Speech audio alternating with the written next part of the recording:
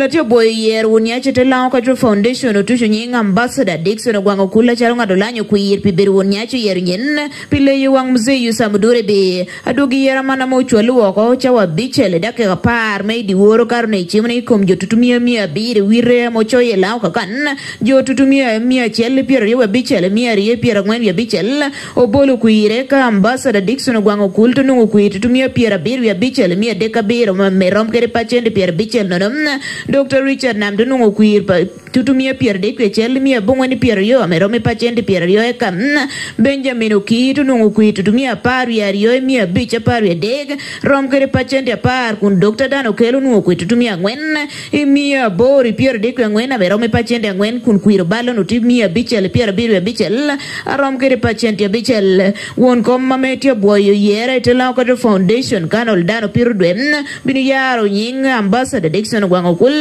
chalo ngado lanyo kuir biberu Won-Nyaci te Lango Foundation kundang poya tek tutwal medugiri joa mo bolo kuir mo miyo gyunyang ni rok melawi karinim unukara chungiti bolo kuir manu docho pi yero dana me chungyo po chalo Won-Nyaci gim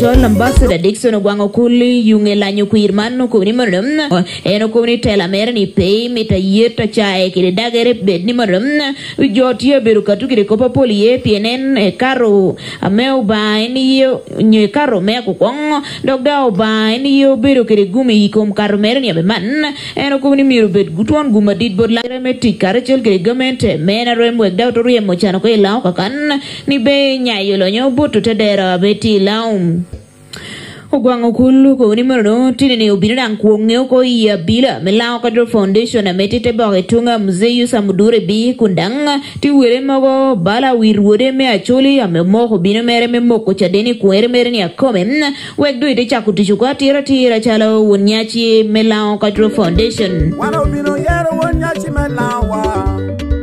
wano bino yero Won-Nyaci Jani wan lao yao ko Johnny me yera tala matelo wa Dickson Ogwang Okul ye wano yero metelo la Jani wan lao yao ko Johnny me yera tala matelo wa Dickson Ogwang Okul ye wano yero metelo la Jani wan lao yao ko Johnny me yera tala matelo wa Dickson Ogwang Okul ye wano yero metelo la Jani wan lao yao ko Johnny me yera tala matelo wa Dickson Ogwang Okul ye wano yero metelo la Jana bab Won-Nyaci yin yo biera tet Jana bab Won-Nyaci yin yo biera tet Johnny tell ma wila one permito Johnny tell ma wila one permito Johnny tell ma bua one permito Johnny tell ma bua one permito In lam lawni one langu mit lawni Bab lam lawni one langu miro lawni Bab lam lawni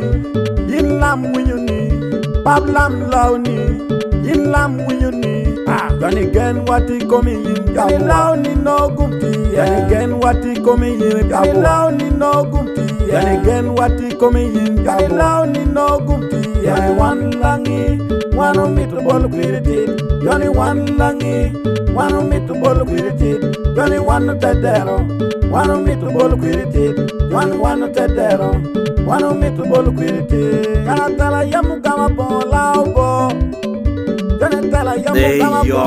Yoro kakare itie unu ningo luak melao itie unu ningo poyu unu tutual kireme karalong tino me amara man James Alela Chuda luak melao chwala bodboru kakanor heken me tiye luak me leptong pach luak me kwania uyam itie unu ningo luaka metia winywa Europe luaka metia winywa Asia luaka metia winywa na United Emirates itie unu ningo metro koni lao one o tikere tuon wura adunga petwere.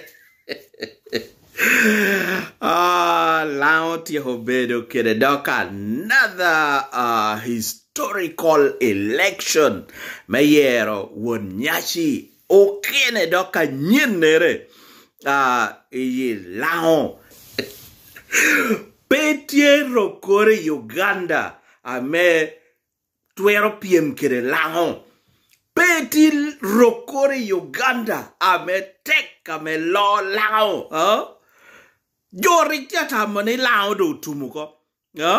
Ento group yosam o nyuti lao ni cho karatie. Tuoni long obedu tuoni.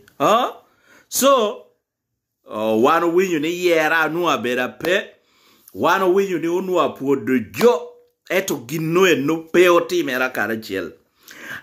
Yera wara nyim. En nado atia loki yunge bolukwir ochimodo ko His Highness Ambassador Dickson Ogwang Okul en na atia loki joti uchohere tebohe tunga Won-Nyaci man His Highness Muse Yosa Mudure B amedo chogi ako tinini joti aketo Ambassador Dickson Ogwang Okul da okoi kom inauguration nere tia timero kotin unyoni coronation nere da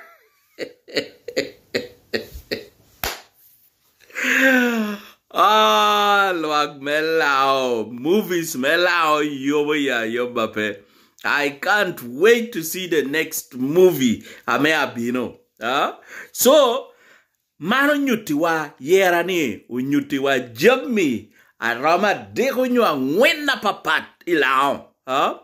Mea chiel unyutiwa ni Honorable Minister Gender, Labor and Social Development Honorable Betty Amoya Kena obedo kara Minister Medog Nono gupo merepe Minister Moi okowonie tiho choyo waringa both security, both Air Force, both FBI, CID, regional police, kwene, jome ground, water and over. Yeah? Okoni peti bolukwir ame atimere do hilang. Apudo ngatoro heken na me wire bolukwir. Ento manduju obedo manna me okowene bora keken gen no buongor. Charles o Centro atin lao wata jo adongo itiedingo. So bolukwira me otime era wuoro ineno dwe apar we achiel dwe me apar imwaha 2024 nien unyuti wada dog ni mano eno kot dang pe kere twero unyuti wa apoha ametie pingo mio ramo koboni mano bolukwir me Lao Cultural Foundation abeda pepien kesti kot joani enda obino tero jo do kune kot ni ngol bolukwir yo eto kot po bino ye kor bino weke josha warra nyim so amito poye de twal jo Musée Yosa Modure bi meginang pelopo chikoro hekena me koruker jo du warra ka nyim aporere jo me Lao Cultural Institution jo don kune regional police okoni activities moro kong don keken beda pe yakina jo arariari oni eto ginang tinini otio meda kene fundraising Lao meni nga tu kere Lao nga ramo piem kere Lao ko bawuro ko Nga me binu piem kere lao. Arako ni kong do wano kor onen the next movie. Kita me aberu kere. Atino me amara. James Salela chuda enna vetie kerwi jawade. His Highness Ambassador Dickson Ogwang Okul.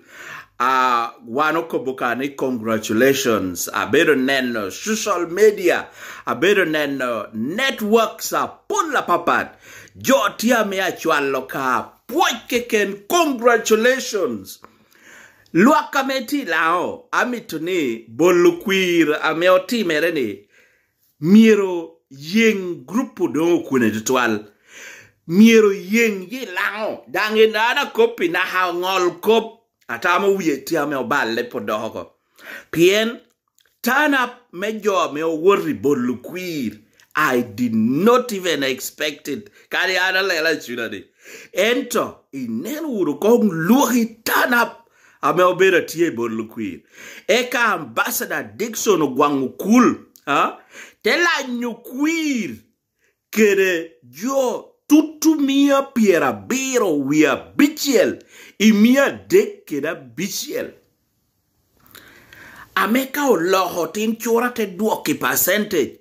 Okoni eno lanyo kwir kede percent piera bichiel nono. So man, mi ngioni chwak kara no peti atwal ikom odongo kune.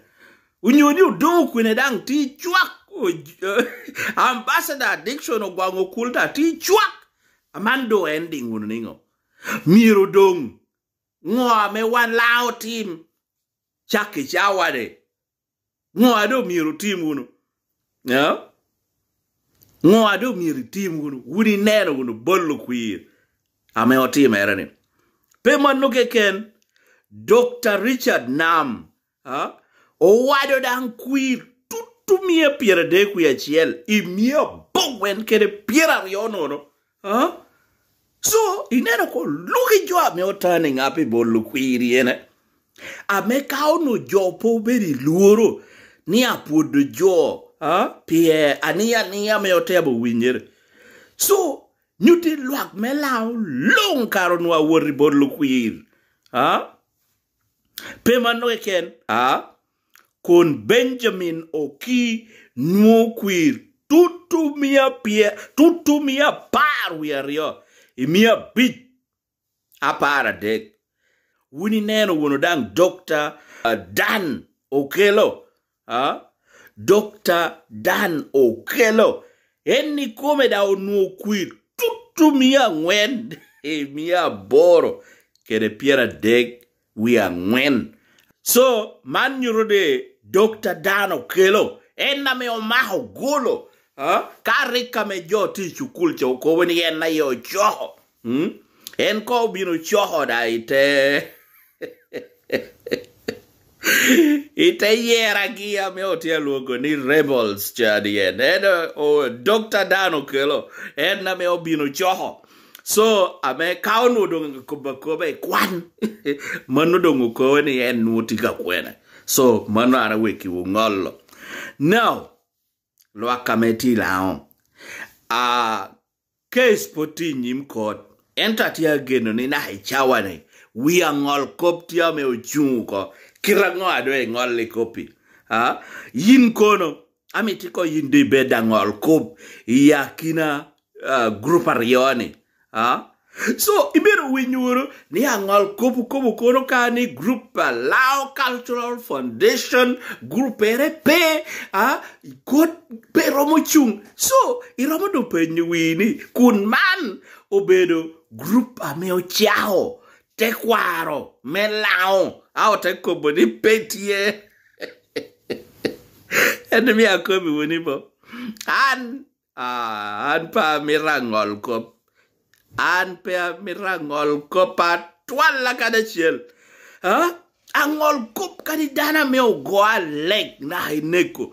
Nupo tia penyuni a leg obedo ngo. Oyiho me udo yao yubo me go yudano. Kao go idano. Ramoneko. Ole a leg.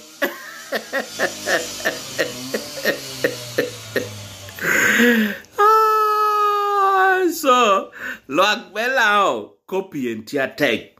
So an ka unwa bera ngol kop gina no atimoere. Unwa ngol lodong unwa nullifying gia Johnny duch atako ni kop do tieni amane. Do wuni lekitit. Pien Johnny duch ka koba. Johnny duch peo lobo chik.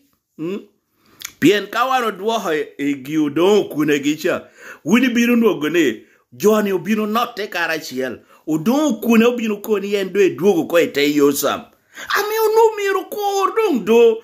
Yosam yob do election na woro ni. Eka udon kune gita chung karachiel. Au don kune te loyo koma loa. Ada unuena loyo ni gire. Etu komgio mielo ko. Eno mio Osendro, what a jo adore. Itikara kwere. Gen miel kom lao ko ni mi chamongo chama wala miel kom mi chama wala unyu awara iti neno kom Osandro kai gonyi wa kom ukobo ningo miel kom mi chama wala ya chama wara ya kina jamariono goyungo Sendro wata jo adore monara chwal koda hawe kuburi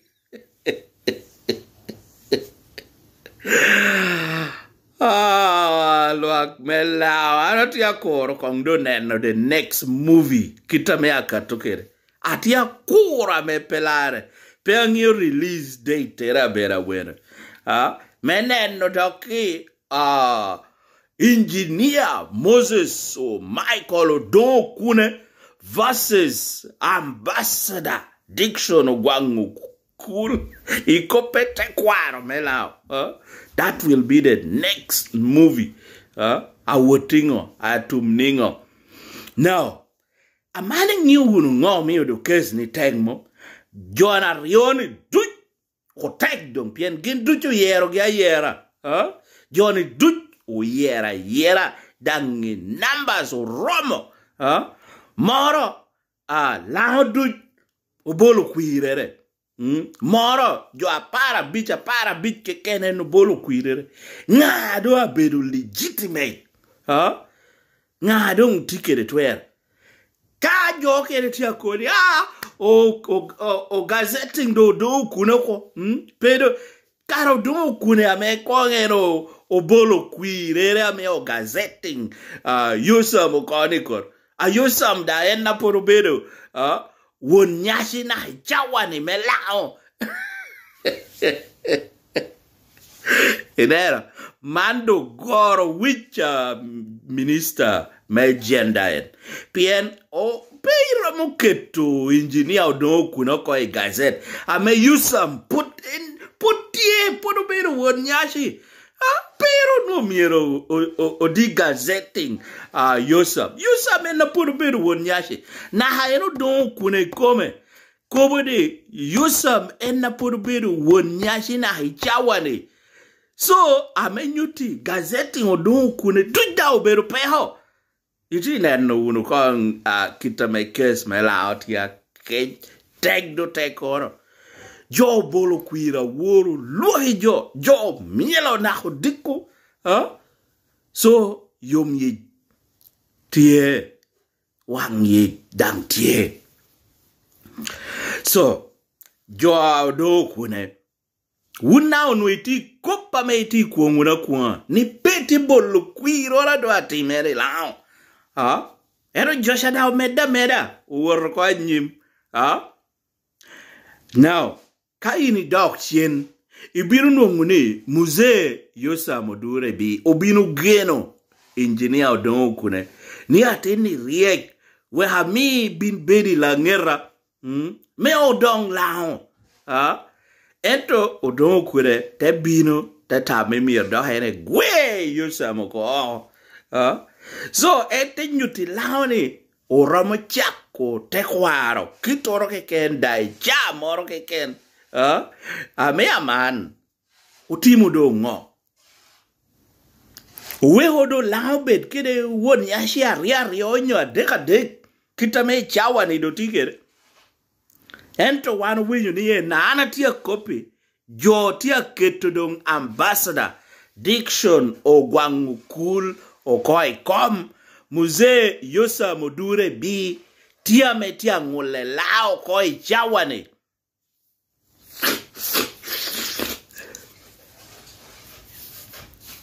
Mzee Yusa Mudure B tia ngule lao koi chawane. Tebohe. Jo tiu chohere kuro. Na hawano wiyo ni Won-Nyaci me actually jo no do tia me obino ko. Iketo Ambassador Dickson Ogwang Okul okoi kom medo bedo Won-Nyaci anyin melao.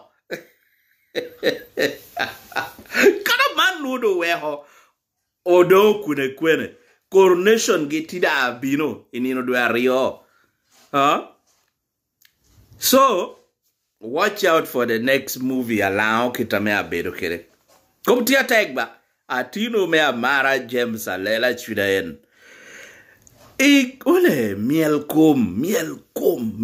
Eto lao ko wanang. Ucha hunu ko loko ateni. Ucha hunu ko chungkara chiel. Amandung endo otidong kere Won-Nyaci riari chani do. Utimo ngo. Wegdo Johnny meda banno. Jo don kune da waranyim. Jo Dickson Ogwang Okul da waranyim.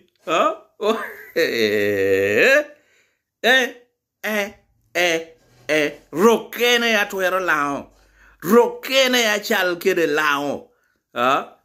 So, jotia log. Jotia mimi otam. Kewa mi ukai winyunu kong.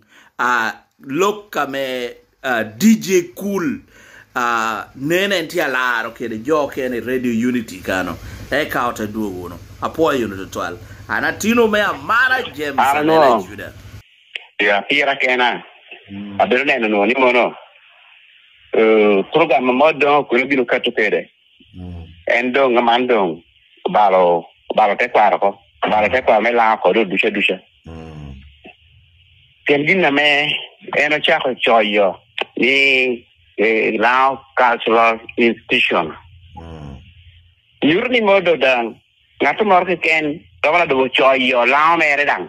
Balain miji mere dong ko dang ke onaring. Manyu dong lu ko ya bejo yo ko jo ya ro wo chi cho agi ni dong. La Cultural Foundation na mabidu kum. Te kwar me la cha ka tiene na ka rin ta wo tiene ni. Do ko te ko ni pe ko ngeo. Nen ko. Yo ngatu mora te ko boni wando dong kai kwan na ken mio tino kwan ni da lu po ne na chin because itina mo kwano bala go ngol ko para yu chu kwigino atinga wor pe nyo history me la ki cha era kede enang do te re kai di mene kwano pera kwan na history me la pera nyo history te para ki yo te ngol no ko bala ko pa yo ngol ba tu mi ane ni yo ngol ko siente pero ngol gignoro Yena doctor ni penya dibuni. Wando dongi ngo be uni kwene mani wa unu ko dong. Go ko line no be ru lao. Alena bara jo no miro. Kanu government, kanu committed deep bala president Museveni cha. Ti young tere mara me kong donyo agera no paria kabere ta tamani. Unu miro committed won ka to don been taking over. Like one institution di kono kuri gogino ko dut kongong doke te control lana agamente quando be konga bonga abon Won-Nyaci e ka jo te lu yora bera mera mir do contribution na maganye bo dona me binu facilitating yera ame como te yer kum bala kita me kum yo yer que president que le yo yer que yo me parliament because kane na mumot balani aterenan but ya chuako awitonga ame wor bolo kunyipi bodo kunyipi because of some 2-3 reasons odo kune oje che binogame akala tina awi white wolo ne atil bi be dinga kan no o tel jo wani Instead of don't could don you could make you come a bear, proposal for bear, chatbot your chatbot government, maybe I could kill them and make on your call and you kill the program. One of the no, Charwil, a mere bill chatwil, Lao Sabri John. She am Martin Martin made down allow. You're 12 were in the account, allow. Government umi ni mo government ka gamo joyo adoni Uganda ana biti mo business ere la sub region ni ritual center ni binchwa ya kirwa ochoya wela raman nasa things no meri ko wenda ya kare ko je gwere tani e were temo implementing ya to bor je ka me jo wot tikere ko nyo la te wora ni eta mani endo ko neno kwena goro mujeni tiye eno tero ka do ni pero la colao de an institution kun ko di kaya ngado me kongo nen te kwarcha na ri mo kiu karne ye peti mo mara mo cho manu da ko wani ni cho ya cho a te wana be wa mo di wana la ko be cho no to ngewa ga me na Uganda te ngewa bo okay now obvio antu mi atero do kure bala titu kero era ngwara di vakapier bici ye pier bici alien ana ngeo bale kara musu do ni lo down na ngeo ngwara ti na di tita lo ga malo ya ngeo du which means the do kure is like kero kita mau do ti gamento borre e otto jonere biru jo ate beri yo gamo la shoko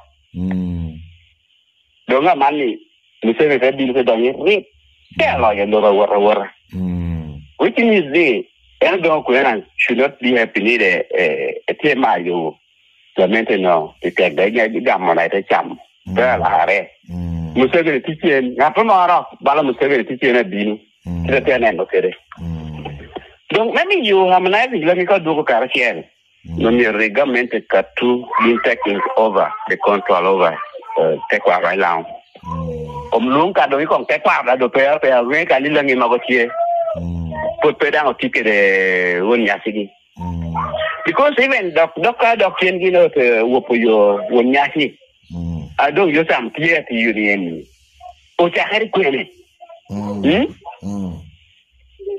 kita cari kiri you sama nyeri ngo to me kita dah hanya kere you sama roaming up no biru volunteer ame tedung mi joyer men ni mo lagi nang ye aduh ni riwando tini kiri dung energy no fellows setting ladders mo na mi wilo do mi wa be by muje rata lungo ni jone munu anda tia goro yo beru na yeru dalu wa matelu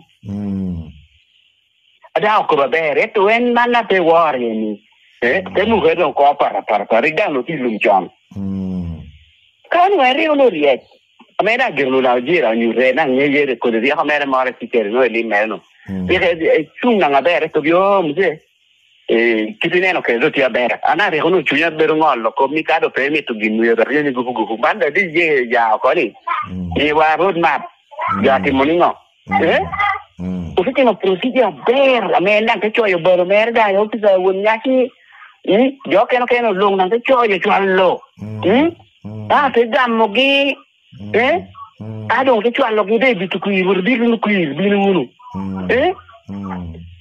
to me ani nagani na mabole ndo kulipiku yana girkana na lena modan timwa mete woranyin poda na pa yen kere ngano mi hami ko na puedo so uno ta para ni ichama wini ni yo activities are long ni pe woranyin ya bo sugara yom era tebe kama mumorta me chake ndo timo do kurete tu kusindi ke penete joko jani mete ora ni program do ami to ko do men no megini iga me reacting yani o police reacting yani con le kike dina tin ko ni ngi do ne ka pe do me to donyo te di konya ko la ngi yang la hera kat dar yo ko tamu winya ko apoy